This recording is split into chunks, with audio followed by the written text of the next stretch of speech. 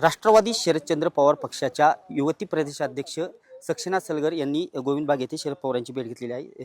ताई, आज पवार साहेबांची भेट घेतलेली आहे. कशासाठी ही भेट होती, काय सांगा? आज आदरणीय पवार साहेबांची भेट मी तुम्हाला माहिती आहे, राज्यामध्ये विधानसभेचे बेगुल वाजणारच आहे. आता ते वातावरणच आहे. लोकसभा झालेले आहेत. माझी इच्छा आहे की युवती काँग्रेसची प्रदेश अध्यक्ष म्हणून मी काम पाहिलं. आदरणीय पवार साहेबांनी, सुप्रियाताईंनी, जयंत पाटील साहेबांनी मला संधी दिली. मी जिल्हा परिषद मेंबर म्हणून सुद्धा काम केलं, जिल्हा नियोजन समितीची मेंबर म्हणून काम केलं. आता मला असं वाटतं की विधानसभेची संधी मला आदरणीय पवार साहेबांनी द्यावी. त्यामुळे मी खरं बोलते, मी साहेबांकडे विधानसभेची तुळजापूर विधानसभा मला लढवायला द्यावी अशी विनंती करण्यासाठी आले. ही चर्चा झाली, पण साहेबांनी काय सांगितलं, कशा पद्धतीने? साहेब काय सांगतात हे त्यांना तुम्हाला माहित असेल. सुप्रियाताई म्हणतात की ते अनप्रिडिक्टेबल आहेत, त्याचं प्रिडिक्शन आपण नाही करू शकत. पण एक सांगते, ते आशीर्वाद सगळ्यांना देतात, काम करण्याचं सांगतात आणि त्यांची भेट नेहमी एक पॉझिटिव्ह ऊर्जा देणारी असते, हे मी मनापासून सांगते. कारण महाराष्ट्राचा ते सह्याद्री, आज देशामध्ये त्यांच्यासारखं दिग्गज ज्येष्ठ नेतृत्व कोणीच नाही. त्यांना सगळं माहिती असतं, सर्वश्रुत आहेत. त्यांनी मला योग्य मार्गदर्शन केलं. ताई, एका बाजूला मराठा आरक्षणासाठी मनोज जरांगे उपोषणाला बसले आहेत, धनगर आरक्षणासाठी अनेक लोक उपोषणाला बसले आहेत. कुठेतरी सरकार त्या बाबतीत निर्णय घेण्यास कुठेतरी विलंब करते किंवा अपयशी ठरते, काय कसं पाहताय सध्या? हे सरकार अपयशी ठरत नाही. जाणीवपूर्वक घोंगडी भिजवत ठेवण्याचं काम हे निर्लज्ज सरकार करतंय.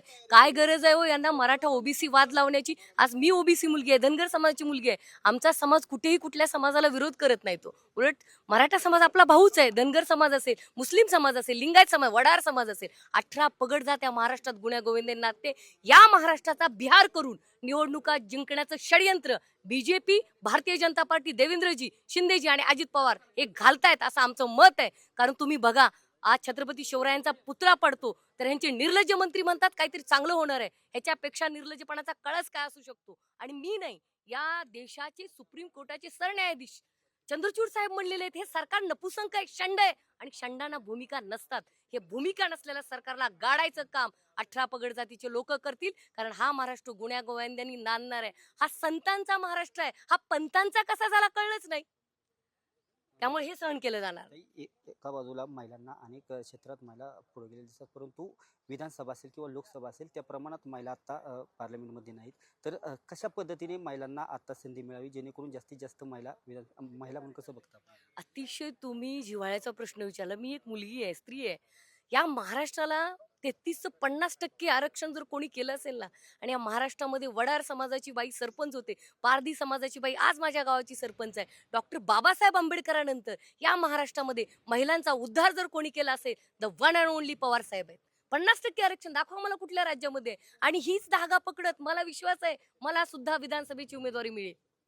नक्कीच ह्या होत्या युती प्रदेशाध्यक्ष सलगर. तुळजापूर विधानसभामधून मी मागणी केलेली आहे विधानसभा लढवण्यासाठी, आणि नक्कीच येणाऱ्या काळात मला जशी जिल्हा परिषदला पक्षाने वेळोवेळी संधी दिली आणि विधानसभेसाठी देखील संधी मिळेल अशी त्यांनी आशा व्यक्त केलेली आहे. कॅमेरा पर्सन अभिजित पिशे, मी दीपक कापरे, TV9 मराठी, बारामती.